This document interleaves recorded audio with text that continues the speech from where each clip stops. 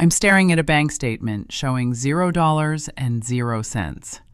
The account that's supposed to have $85,000 for my daughter's college education, the account I've contributed to religiously for 17 years while my ex-husband contributed approximately nothing. Emma starts college in 8 weeks. My ex-husband Michael called it borrowing. Borrowed from the college fund for emergencies.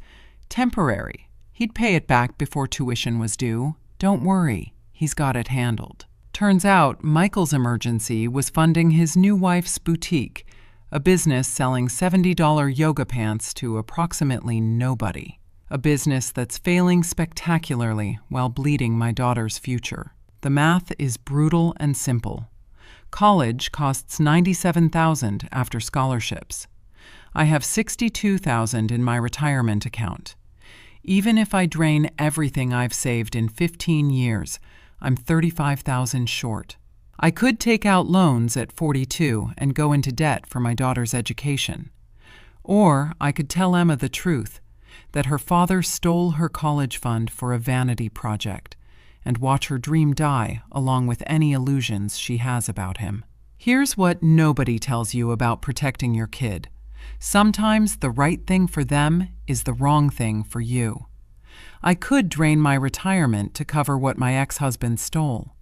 Or I could let my daughter know her father destroyed her future. Either way, I lost. This is how I chose between my daughter's education and my own survival.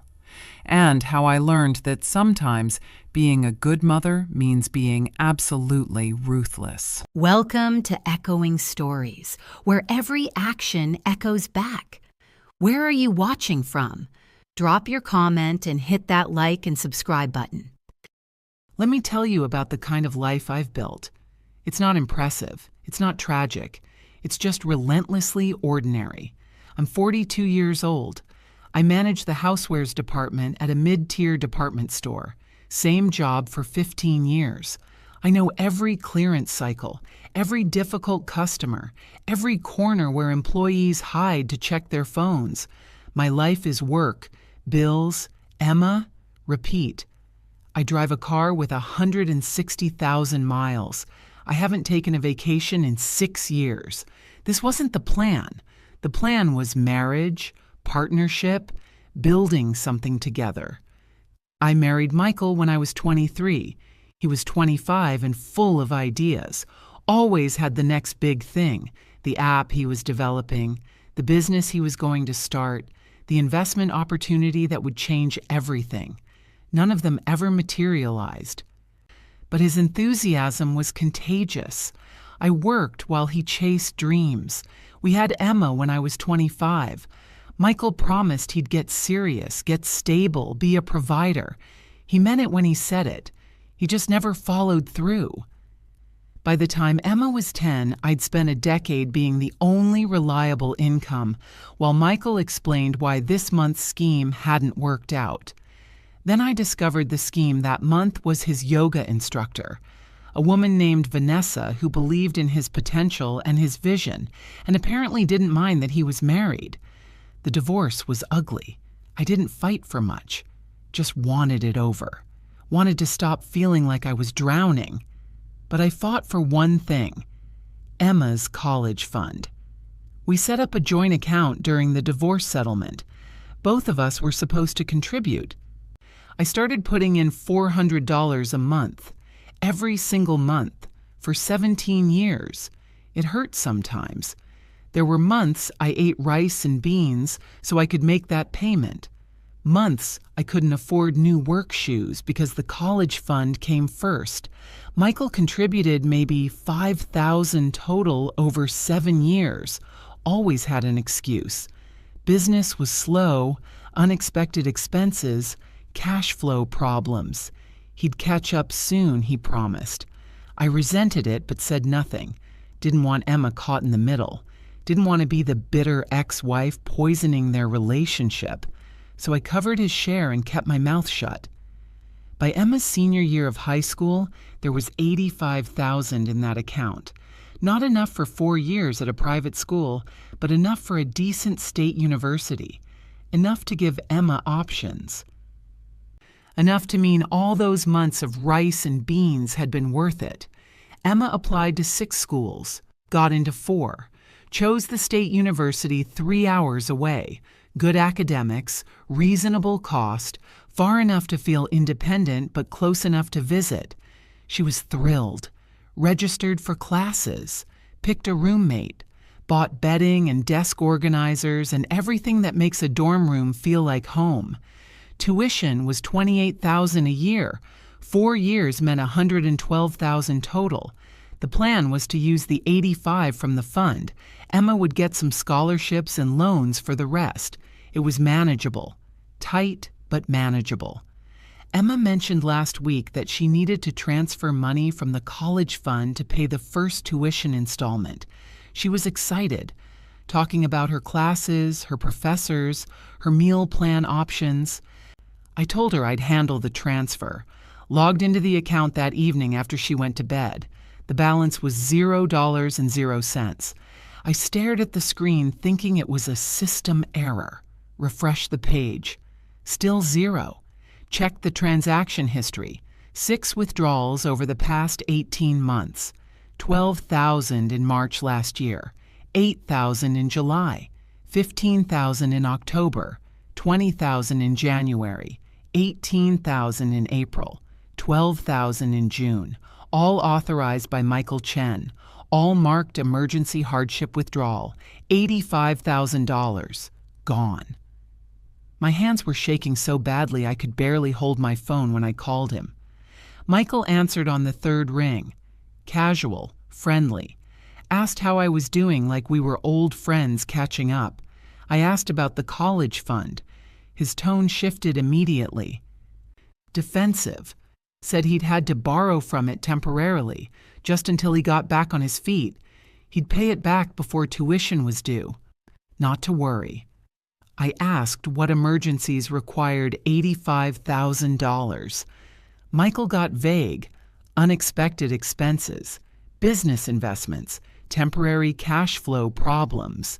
Things came up. I asked what business investments. Long pause on his end. Then he admitted it. He'd helped Vanessa open a boutique, needed startup capital. Banks wouldn't give loans. He borrowed from the college fund, planning to pay it back once the business was profitable. My voice went cold. Asked when he was paying it back. Soon, he said. The business just needed time to establish itself. I asked how much the boutique had made so far. Michael got defensive, said it had only been open 14 months. Retail takes time. Vanessa was working hard. They just needed to get through the slow season. I understood perfectly. The boutique was failing. The money was gone. I told him tuition was due in 8 weeks. Michael said he knew. He was working on it. Something would come through. I asked what happened if nothing came through. His voice got sharp. Said I was being negative, not everything was a crisis. He was handling it. Why did I always assume the worst about him? I hung up and sat in my kitchen at midnight staring at $0.00. I pulled up my own retirement account. $62,000, saved slowly over 15 years while working retail and raising a daughter. My only safety net for when I'm too old to stand on my feet rearranging dish towels. College costs $112,000, minus scholarships Emma might get. Maybe $15,000 if we're lucky. Still need $97,000. I have $62,000. Even if I drain everything, I'm $35,000 short. I could take out Parent Plus loans, go into debt at 42 when I'm barely staying afloat now, borrow against a future that already looks bleak.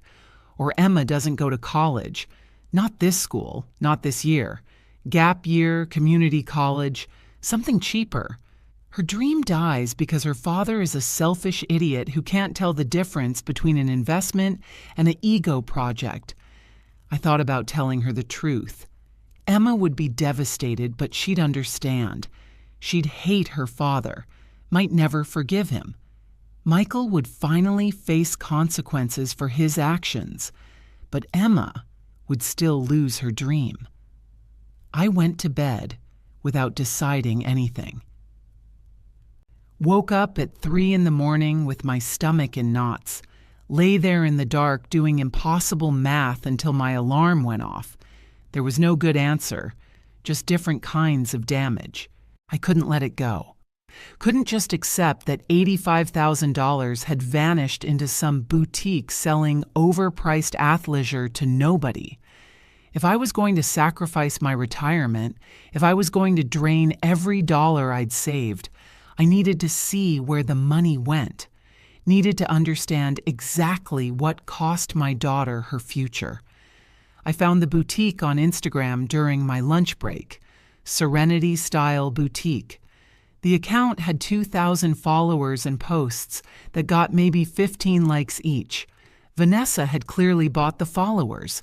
The photos were professionally styled, boho clothing arranged on vintage furniture, inspirational quotes about finding your inner goddess, yoga pants described as investment pieces, a white linen dress for $140. The comments were sparse and generic. Mostly other boutique owners doing engagement pods, no actual customers raving about purchases. I drove by the location after work, small storefront in an expensive shopping district, the kind of area where rent alone would eat $5,000 a month. I sat in my car across the street and watched through the window. Vanessa was inside rearranging a display. She'd move a scarf, step back, move it again. Spent 10 minutes perfecting the placement. During that entire time, no customers entered. The store was dead. I looked up commercial real estate costs for that district. Rent would be $4,500 minimum. Add utilities, insurance, inventory costs, point-of-sale systems, website hosting, marketing. This business was bleeding money. I checked the business registry online. Serenity Style LLC. Registered owners, Michael Chen and Vanessa Chen, both names. Michael wasn't just helping fund his wife's business, he was co-owner, which meant if the business had any assets, inventory, fixtures, anything, they were legally his assets too. Something shifted in my brain, a possibility forming. I texted Michael, said we needed to talk in person. He tried to put me off. I insisted. Finally, he agreed to meet for coffee the next day. He showed up looking tired, probably stressed about the boutique hemorrhaging money. I didn't feel sympathy. I told him I'd looked into the business registry. He wasn't just helping Vanessa, he was co-owner. Michael admitted it, said it seemed like a smart investment at the time, a partnership. I asked how much the boutique was worth now. He deflected. Started talking about potential and vision and building something meaningful. I cut him off. Asked again, how much is it worth right now, today, if you liquidated everything? Michael's face tightened. Said they weren't liquidating. The business just needed more time. I told him Emma starts college in 6 weeks and I needed a number. He finally admitted the boutique was losing money. They were keeping it afloat with credit cards. Might have to close in a few months if things didn't turn around.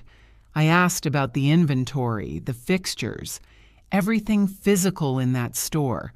If they closed tomorrow and sold it all, what could they recover? Michael said maybe $30,000 if they were lucky. Most of it was already leveraged against business loans. I did the math out loud. He took $85,000, could maybe recover $30,000. That meant $55,000 was just gone, vanished into a business selling $70 yoga pants to empty air. Michael got defensive, said he didn't steal anything. It was a business investment that didn't work out. These things happen in entrepreneurship. Maybe if I understood risk tolerance, I wouldn't be so judgmental. I stared at him. This man lecturing me about risk tolerance.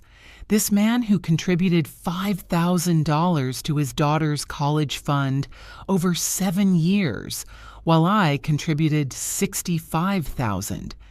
who was now explaining business strategy after gambling away our daughter's future. I stood up and left without saying another word. 2 days later, Vanessa texted me, said Michael had told her about the college fund situation. She felt terrible. Wanted to explain her side. I almost ignored it. Then decided I wanted to see her try to justify this. We met at the boutique after closing. Vanessa was waiting by the door, wearing clothes that probably cost more than my grocery budget. She invited me in with this serene yoga instructor energy that made me want to scream. She explained that the boutique was her dream. After teaching yoga for 15 years with no retirement savings, she wanted to build something, create a space for women to find their power through conscious fashion. Michael believed in her vision. They were building a future together. I asked if building their future required stealing Emma's. Vanessa's serene expression flickered. She said it wasn't stealing. Michael had legal access to the account, and they were going to pay it back. They just needed time for the business to find its footing. I asked how much time. Vanessa got vague, said when the business became profitable, they'd repay everything with interest. It was just a matter of patience and faith. I looked around the empty boutique, at the racks of overpriced clothing nobody was buying, at the crystal display and the meditation cushions and the vision board on the wall showing their 5-year expansion plan. I asked about closing the business now and liquidating to at least recover something. Vanessa looked horrified. Close the business? That was her dream. They'd worked so hard, sacrificed so much. They just needed a few more months to turn the corner. I realized Vanessa had no intention of closing, ever. She'd keep bleeding money indefinitely rather than admit failure, would drag Michael down with her while Emma's college fund paid for her delusion. I asked if she knew Emma started college in 6 weeks. Vanessa said, of course she knew, but surely there were student loans, scholarships, financial aid. Emma could make it work. Lots of students worked their way through college. It built character. I understood then. Vanessa didn't see Emma as real, didn't see the theft as real.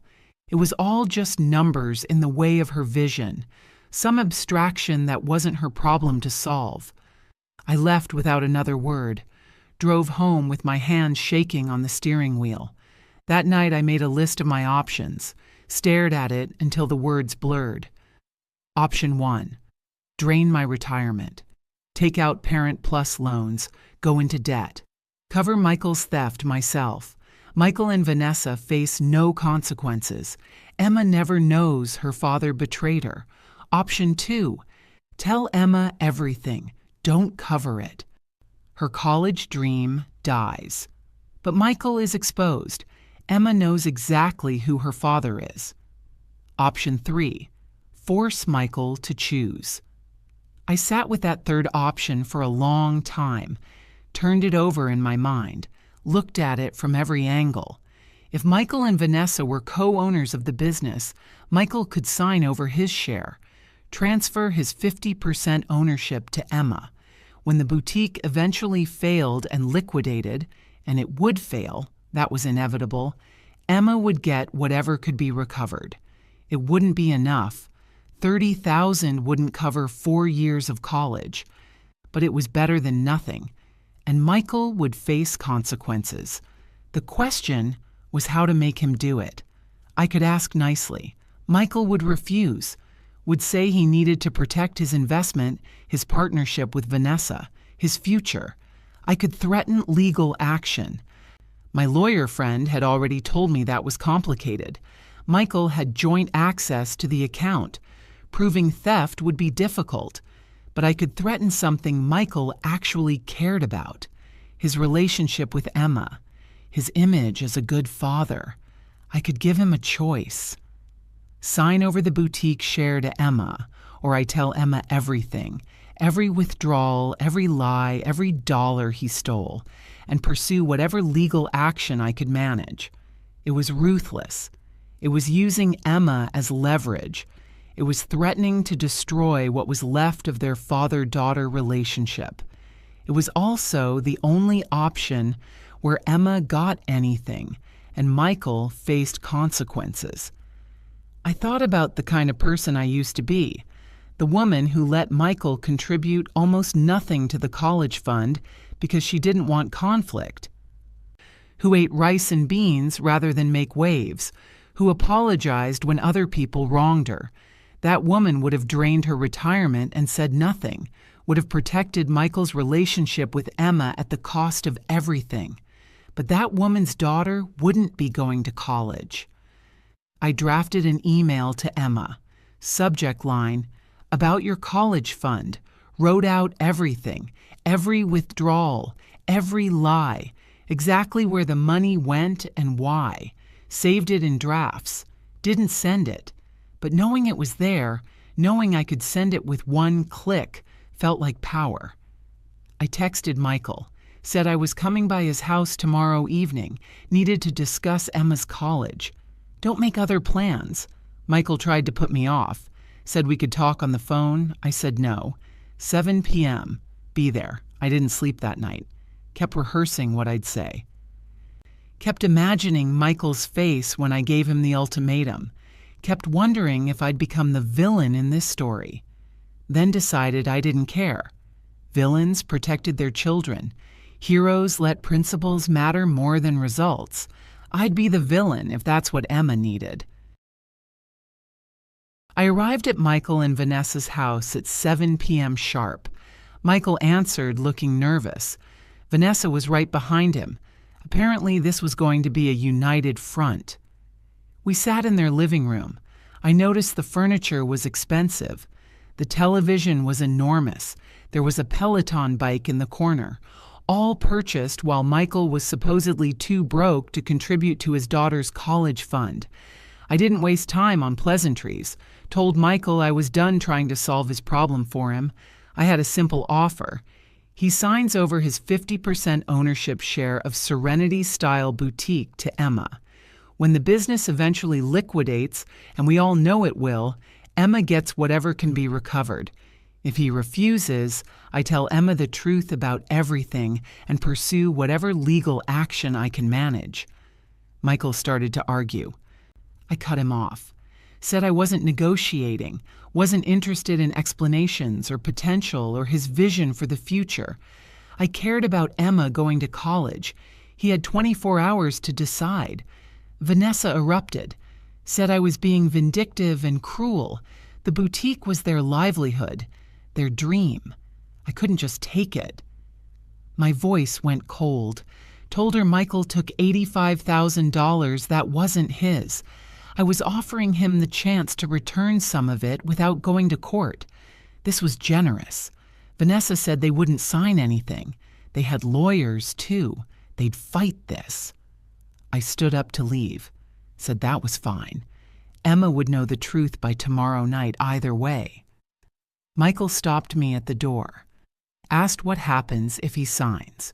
Does Emma ever find out what he did? I told him Emma never has to know he stole from her.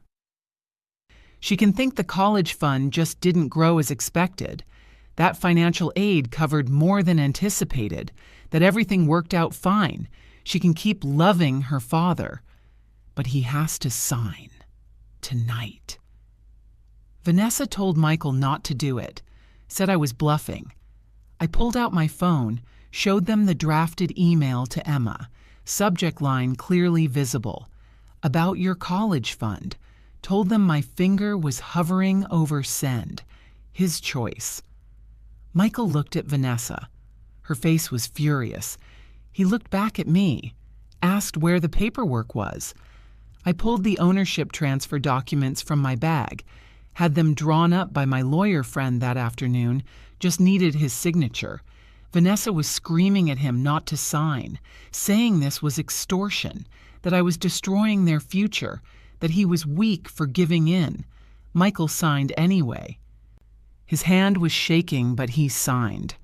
I took the papers and left. Didn't say another word. 3 months later, Emma is at college, happy, thriving. Texts me constantly about her classes, her roommate, the campus coffee shop she's obsessed with. She has no idea what almost happened.